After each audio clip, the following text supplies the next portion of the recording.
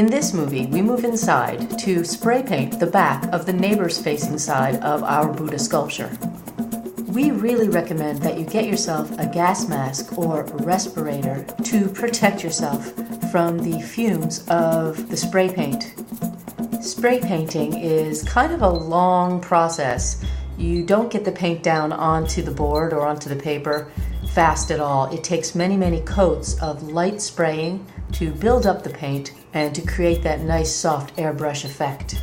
It is also a good idea to read the directions on the paint can and follow the manufacturer's directions. Holding the paint can at the right distance away from what you're painting is one of the key tricks, along with moving your arm back and forth in a nice soft even pattern.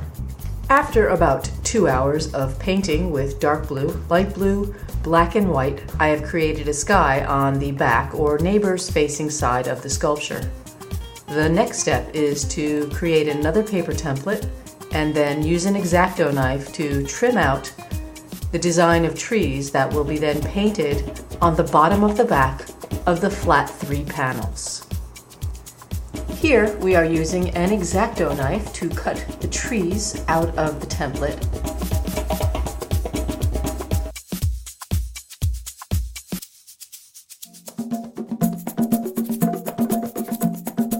Now we're using some glue stick to adhere the template to the board so that when we paint it with the green paint, it doesn't peel up.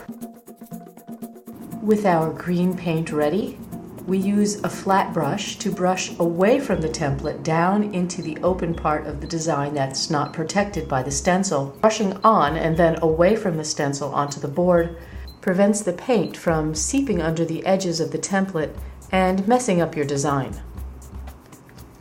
We wanted our trees to have an extra dimensionality and shimmer. So once the green paint was dry, we hit the edges around the tops of the trees with some gold metallic spray paint.